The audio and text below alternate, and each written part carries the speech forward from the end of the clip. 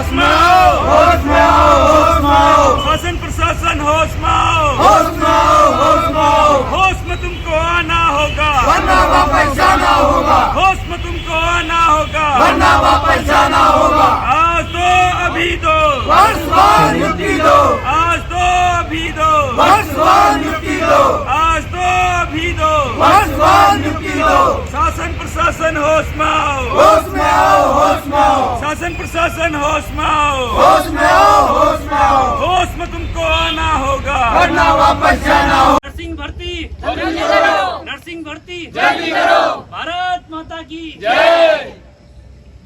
एक ही मांग एक ही नारा, वर्षवान हो चैन हमारा, एक ही मांग एक ही नारा, वर्षवान हो चैन हमारा। आवाज दो, एक है, आवाज दो, हम एक हैं। कर्मचारी एकता, जिंदाबाद, कर्मचारी एकता, जिंदाबाद, नर्सिंग एकता, जिंदाबाद। एक ही मांग एक ही नारा, वर्षवान हो चैन हमारा, एक ही मांग एक ही नारा, वर्षवान हो चैन हमारा। कर्मचारी यूनियन जिंदाबाद। सर नमस्कार अध्यक्ष जी, आपसे मुझे ये जानना था कि जैसा आपका आंदोलन लगभग एक सप्ताह हो गया, तो आगे क्या करना चाहते हो आप लोग? अभी तक आप लोगों की मांगे जो है, आप लोग यहाँ पर बैठ के नारे ही लगा रहे हो, आपको प्रशासन से कोई आश्वासन वगैरह या कोई संदेश आया है अब तक? देखिए, हमें आज जो है हमारे आंदोलन का आज 8वां दिन है। हम लोग जो है 27 तारीख को हमने सचिवालय घेराव किया था और उस घेराव से जो है उस दिन कैबिनेट थी और उस कैबिनेट में हमारा जो है मामला कैबिनेट में आया और माननीय मुख्यमंत्री जी के अनुमोदन से हमारा जो भर्ती है वो बरसवार हो गई है। अब हम लोग यहाँ पर केवल शासनादेश के लिए बैठे हुए हैं और हमारी लगातार शासन प्रशासन में वार्ता चल रही है और उन्होंने कहा है जल्द ही आपका शासनादेश जारी होगा और हमने भी उन्हें जो है चेतावनी स्वरूप बता दिया है कि जब तक अब की बार हमारा शासनादेश नहीं आया तो हम लोग जो है धरना स्थल पर ही बैठ रहे हैं। तो क्या आप कह रहे हो जैसे कि वर्षवार चयन की बातें आपकी मान ली गई है? हाँ, कैबिनेट हो चुकी है। कैबिनेट पे ये बातें कैबिनेट में ये बात हो चुकी है। परसों आपने टीवी पे भी देखा होगा कि हमारे जो स्वास्थ्य अपर सचिव हैं डॉक्टर आशीष कुमार श्रीवास्तव जी, उनका जो है न्यूज़ 18 में उनका स्टेटमेंट आया था। उन्होंने कहा था कि लिखित परीक्षा सीनियरिटी के आधार पर होगी और इसमें कोई लिखित परीक्षा नहीं होगी, वर्षवार ये भर्ती होगी और इसके लिए बहुत जल्दी शासनादेश जारी होगा। अच्छा, तो आप लोगों की मांगे तो आप लोग लगभग पूरी हो गई, तो आप लोग अभी तक क्यों बैठे हो? इस आंदोलन को कैसे, मतलब क्या चीज़ के लिए आगे बढ़ा रहे हो? देखिए, मांगे तो हमारी पहले भी पूरी हो गई थी। मांगे जो है हमारे स्वास्थ्य मंत्री जी ने जो है 24 दिसंबर 2021 की कैबिनेट में हमारी भर्ती वर्षवार कर दी गई, लेकिन कुछ अफसर लोग जो है इस फाइल को घुमा रहे हैं और फाइल को जो है वो आगे नहीं बढ़ने दे रहे हैं, जिससे कि शासनादेश जारी नहीं हो पाया। शासनादेश उन्होंने जो है फाइल पे गलत नोटिंग कराई, इस वजह से दोबारा से कैबिनेट करवानी पड़ी है और मुख्यमंत्री जी का अनुमोदन उसमें होना था, वो भी अनुमोदन हो चुका है और अब जब तक हमारा शासनादेश नहीं आता हम लोग यहीं बैठे हैं। तो आप लोग बोल रहे हो कि अफसर लोग कुछ रोक रहे हैं जैसे कि, तो किस विभाग के अफसर है जो आपको की मतलब बातों का आगे तक नहीं पहुंचाना देना चाहिए, मतलब आगे नहीं पहुंचाना चाह रहे? कौन से अफसर, किस विभाग के अफसर हैं? देखिए, ऐसा है कि बहुत बड़ा चैनल होता है। कैबिनेट होने के बाद जो है शासनादेश तक कई डिपार्टमेंटों में फाइल जाती है, अलग अलग डिपार्टमेंट में फाइल जाती है और हर डिपार्टमेंट की उसमें नोटिंग होती है और वो जो नोटिंग हो रही है वो लोग जो है सरकार का साथ नहीं दे रहे हैं और सरकार ने इस समय स्ट्रांगली बोल दिया है क्योंकि मुख्यमंत्री जी का अनुमोदन हो गया है। अब उन्होंने कहा है कि अब आपको जल्दी करना पड़ेगा। अब हम यही देखने के लिए यहाँ पर बैठे हुए हैं कि हमारा शासनादेश कितनी जल्दी होता है। तो इस धरना ग्राउंड पे कोई प्रशासन से कोई मंत्री आए आपकी बातों को मतलब देखने के लिए, आपकी धरने को सांत्वना देने के लिए, आप लोगों को मतलब थोड़ा हौसला देने के लिए?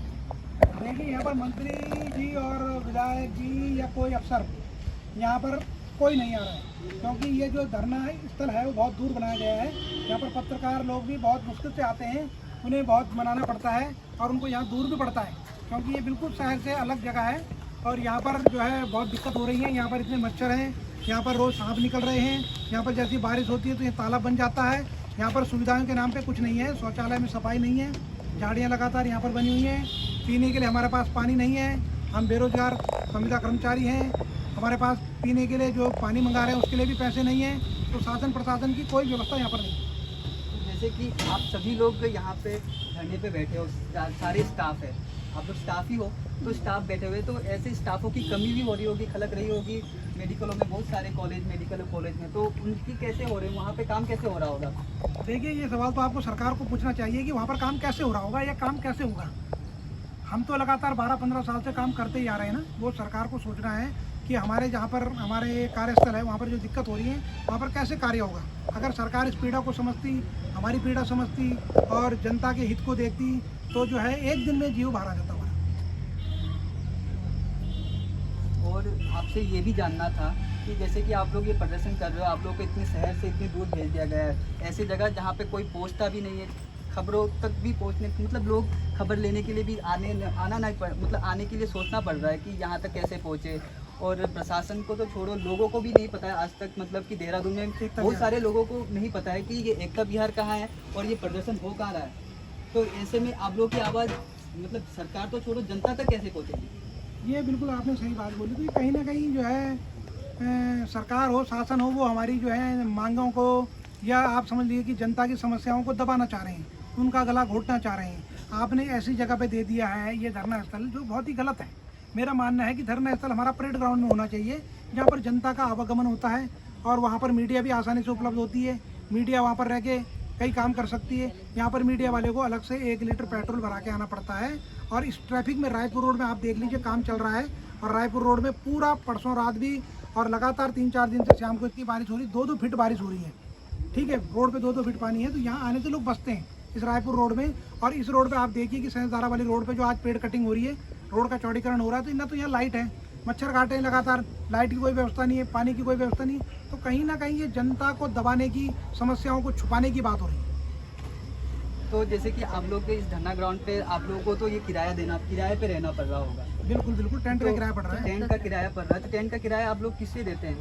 तो हमारे टेंट का किराया पड़ रहा है। मैंने पहले बोला टेंट तो बड़ी बात है, मैंने कहा पानी का पीने की व्यवस्था नहीं है। देखिए आप दिखाएंगे कैंपर पड़े हुए हैं, इनको दिखाइए आप, ये जो कैंपर पड़े हुए हैं, ये कैंपर एक 60 रुपये का हमें पड़ रहा है। 60 रुपये का एक कैंपर पड़ रहा है। बताइए दिन में ये 10 लग जा रहे हैं, 10 बच्चे पानी नहीं पियेंगे क्या? इसका पैसा हमें देना पड़ रहा है। इसका पैसा हम लोग जो बेरोजगार बच्चों से कह रहे हैं कि चलो सब लोग 100, 200, 300, 50 रुपये, 100 रुपये करके डाल रहे हैं संगठन के लिए। ठीक है, दूर दूर से महिलाएं, कोई 200 रुपये, कोई 300 रुपये दे रहा है। उनके खाने के लिए नहीं है, पानी पीने के लिए नहीं है, शौचालय नहीं है, लाइट नहीं है। ठीक है, यहाँ पर पानी भर जा रहा है और डेंगू का भी सीजन चल रहा है। अगर यहाँ बच्चों को डेंगू हो गया इतनी संख्या में, तो सरकार क्या करेगी? कैसे काम चलेगा बताइए आप? सरकार को शासन प्रशासन का एक भी बंदा, एक छोटा सा मतलब एक नगर पालिका के कोई कर्मचारी नहीं आया, तो उसके लिए कौन उत्तरदायी है? आप ये सवाल पूछिए ना सर, क्या करें? सर जैसे कि आप लोग देख सकते हो यहाँ पे लोग सरकार के खिलाफ धरना प्रदर्शन कर रहे हैं और उसके लिए भी इन्हें सरकार को ही लगभग जैसे अलग तरीके से भी पैसे सरकार को ही देना पड़ रहा है। यहाँ पे जो भी सामानें आ रहे हैं, किराया देना पड़ रहा है इनका रहने का। ये भी ऐसा हो रहा है जैसे कि सरकार के खिलाफ प्रदर्शन करना भी सरकार का फ़ायदेमंद हो गया। आगे जानते हैं लोगों का क्या कहना है इस बारे में। कि मैम आपसे पूछना चाहता हूँ कि जैसे कि आप बहुत दिनों से यहाँ पे धरने पे बैठे हो, आपने अपने घर के काम वाम छोड़ के आए हो, तो आपका घर कैसे चल रहा होगा? इस समय आपके बच्चे हैं, वो उनकी पढ़ाई कैसे होती है? उन पर कोई प्रेशर नहीं चल रहा होगा? आजकल देख रहे होंगे कि शहरों में यहाँ पे बच्चों पे एक ना मास हाइस्टेरिया नाम का एक बीमारी फैलने लग गया है लोगों के, बच्चों के बीच में, छोटी स्कूल के बच्चों के बीच में। तो आप लोग क्या कहना चाहते हो कि आप लोगों के घर में जो बच्चे हैं उन लोग कैसे आपके इस आंदोलन को समर्थन कर रहे हैं और कैसे आप लोग उस बच्चे को इस चीज़ों से दूर रख के उनके आगे की भविष्य के बारे में सोचें? देखिए, ये आंदोलन को तो कोई भी समर्थन नहीं देता है। हम लोग इस चीज़ से गुजर रहे हैं, तो हम लोग मेंटली बहुत डिस्टर्ब हो रहे हैं इस चीज़ से। बच्चे, मैं खुद श्रीनगर से आई हूँ, मेरे बच्चे 2 बच्चे हैं, वो दोनों के दोनों वहाँ छोड़ के आई हूँ। वहाँ से आना जाना, और ऊपर से ये बारिश का मौसम है, बीच में पहाड़ गिर रहे हैं, कहीं पे भूस्खलन हो रहा है, हमको आने जाने में बहुत दिक्कतें हो रही है। लेकिन क्या करें, सरकार ने हमको इतना मजबूर कर दिया है कि हम लोग यहाँ पे बैठ रहे हैं, ऐसी जगह पे बैठ रहे हैं जहाँ पे यहाँ मच्छर इतने खाने पे लगे हुए हैं, यहाँ पे पानी पीने की कोई व्यवस्था नहीं है। हम भी चाहते हैं कि जियो आए, लिखित कुछ हमको रिटर्न में हमारा जो भी है जियो आए तो हम यहाँ से उठें। और आपसे मैम ये भी जानना था, जैसे कि आप यहाँ पे आंदोलन कर रहे हो, बहुत दिनों से हो, तो आप लोग आंदोलन, आप लोग की मांगे, तो आप लोग सरकार के खिलाफ हो या सरकार के साथ? नहीं, खिलाफ हम ऐसे नहीं है सरकार के। देखो, हम ये 27 तारीख को आए थे यहाँ पे, तो हमारी बातचीत हुई है, माननीय मुख्यमंत्री जी से भी हुई है, तो उनकी तरफ से भी हमको ये बोला गया है कि हाँ आपका ये वर्षवार हो गया है, लेकिन लिखित में जब तक नहीं आएगा तब तक हम यहाँ से उठेंगे नहीं। सरकार के खिलाफ हम क्यों जाएंगे? वो तो बोल रहे हैं कि, लेकिन ये है कि प्रशासन, हम जो ये बैठे हुए हैं जहाँ से लिखित होना है हमारा, वहाँ पे काम रुक रहा है। वहाँ पे कोई जाके उनको कोई समझा ही नहीं रहा है, या फिर वो सुन ही नहीं रहे हैं अपने ऊपर, मंत्रियों की कुछ सुन नहीं रहे हैं। ये बहुत गलत बात है। जैसा कि आपका कहना है कि जो मुख्यमंत्री है वो आपकी बातों से सहमत है, आपकी मांगे भी पूरी करना चाहते हैं, लेकिन बीच वाले जो प्रशासन के बीच वाले जो लोग हैं उनका ऐसा नहीं चाहते कि आप लोगों की बातें पूरी हो जाए, आप लोग सुखी रहे, आराम से रहे। हाँ सर, यही बात हो रही, वरना तो कैबिनेट हमारी कब की हो गई थी, 2021 दिसंबर में हो गई थी। अगर करना होता उसी टाइम पे करना, ये कैबिनेट में उस टाइम पे पास हुआ था। जियो अभी तक, आज ये अगस्त लग गया है, अभी तक 7 महीने हो गए, कोई सुनवाई ही नहीं हो रही है। मतलब मंत्री के बाद मुख्यमंत्री की कैबिनेट में पास हो रखा है मुद्दा, तब भी जियो नहीं आया है, तो ये तो बहुत गलत बात है सर। आपको ऐसा नहीं लगता?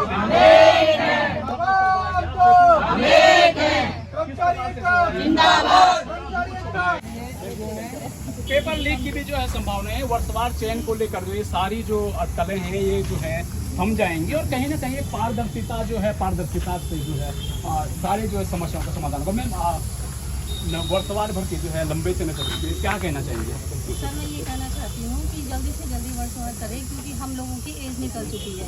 वर्षवार जैसे अब ये बोल रहे हैं कि नेताओं के जब चुनाव होते हैं तो एक रिजल्ट आना होता है ना, उसमें तब डिक्लेयर होता है कि मुख्यमंत्री बना, ये बना, वो बना। वैसे ही किसी घोषणा करने से कुछ नहीं होता जब तक रिजल्ट वो नहीं आता है कि हमने तुम्हें परमानेंट कर दिया या तुम्हारा वहाँ जियो निकल जाए, तो रिजल्ट मेन होता है सर। बिल्कुल सही कहा आपने। जब कोई भी चुनाव प्रक्रिया होती है तो उसके रिजल्ट में देरी क्यों नहीं होती है? क्योंकि उसके रिजल्ट में देरी इसलिए नहीं होती है क्योंकि वो माननीयों के चुनाव होते हैं, उसमें माननीयों का भविष्य छुपा होता है, परंतु इनका भविष्य जिसमें छुपा हुआ उसके लिए बहुत देरी की जा रही है। क्यों मैं सही कह रहा हूँ? सर बिल्कुल सही बात है। अभी 2 साल आपकी पहले मुझे लगता है कि उम्र लगभग जाने वाली है। हाँ, मेरा भी ये लास्ट ईयर ही है, और 2 साल पहले ये भर्ती आ चुकी थी, लेकिन आज तक भी कोई फैसला नहीं हुआ है। अब आप बताइए, मैं एक सिंगल पेरेंट हूँ और मैंने अपने 2 बच्चों का पालन पोषण करना है, किस हिसाब से मैं इस चीज़ को कर पाऊँ? आप बताइए।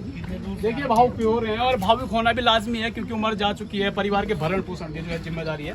और मैं कैमरामैन से कहूँगा फोकस कीजिए। कहीं ना कहीं ये दर्द और ये आंसू क्या सरकार को नहीं दिखाई देते? सरकार को ये आंसू नहीं दिखाई दे रहे हैं? वो ब्यूरोक्रेट्स में जो अधिकारी बैठे हुए हैं जिन्हें उत्तराखंड का दर्द नहीं है, उनको क्या ये आंसू नहीं दिखाई दे रहे हैं? आप देखिए कि उत्तराखंड की मातृशक्ति का दर्द है जिन्होंने वो काम किया, हमारे को इसी तरह से लटका रखा है। एक बात बताइए, मैं बीमार पड़ गई हूँ इन 2 सालों में। जी, और मेरी बीमारी के कारण मैं यहाँ पर आई हूँ, अपने बच्चे को लेके आई हूँ ताकि वो मेरे देखभाल कर सके। अगर मुझे रास्ते में कुछ हो जाता है, इस वजह से मैं उसे लेके आई हूँ, क्योंकि पढ़ाई सफर कर रही है। बट मैं अकेली नहीं आ सकती थी, मैं हल्द्वानी से आई हूँ। अब इस साल मेरा अगर कुछ नहीं होता है तो मेरे बच्चों का क्या होगा कल के दिन? कौन पालेगा? उनके फादर भी नहीं है। जिम्मेदारी कौन लेगा? वास्तविकता यही है कि जिम्मेदारी कौन लेगा? मातृशक्ति जो हमारे साथ बनी हुई है उनके कि आंसू निकालना स्वाभाविक है, जो संघर्ष उन्होंने किया है, जो जिम्मेदारियां उनकी हैं। तो क्या उत्तराखंड के जो ब्यूरोक्रेट्स हैं, उत्तराखंड के जो मंत्री हैं, जो विधायक हैं, जो लाखों रुपए पेंशन ले रहे हैं, क्या उनको इन आंसुओं से कोई सरोकार नहीं? ये सवाल बड़ा मतलब रिजवान जी, क्या इन आंसुओं से क्या विधायकों को, उत्तराखंड के ब्यूरोक्रेसी को कोई सरोकार नहीं रह गया? मुझे लग रहा है। देखिए, हमारे पहाड़ की ये बड़ी विडंबना है कि वहाँ से जीतकर सारे नेता आते हैं, लेकिन वहाँ की समस्याएं वहीं छोड़ आते हैं और सब लोग देहरादून बैठ जाते हैं। बिल्कुल। आज आपने एक खबर पड़ी होगी, परसों डूंडा उत्तरकाशी में जो है एक जो है बच्चा दोनों की मृत्यु हुई, बिल्कुल, जिसमें जो है वहाँ पर जो है कर्मचारी के ऊपर केस कर दिया गया। भाई कर्मचारी क्या करे? एक कर्मचारी आपने रखा हुआ है, कर्मचारी 15 साल से झेल रहा है, अभी उस कर्मचारी के भी तो बच्चे हैं, उस कर्मचारी का भी तो परिवार है। आप ये विजवान जी, मैं रोकना चाहूंगा। वर्तमान समय की मैं बात करूं तो कोरोना भी अब पीक टाइम पे जा रहा है। कोरोना संक्रमित जो संख्या है वो भी बढ़ रही है, और मंकी पॉक्स की जो बात कर रहे हैं उसके भी सिंड्रोम इंडिया में पाई जा रहा है। तो इस स्थिति में कहीं सरकार, आप लोगों की बातों को सरकार को जल्द से जल्द सुनना चाहिए, क्योंकि मुख्य स्वास्थ्य की मुख्यधारा के लोग हैं आप। देखिए, आपने बिल्कुल सही बोला, व्यवस्थाएं बिगड़ सकती है। कोविड की दोबारा से लहर आ रही है। कोविड की हमने ऐसी लहर देखी है जिसमें हमें यह था कि हम वापस नहीं जाएंगे। हमने एक दिन में 8-8 लाशें खींची।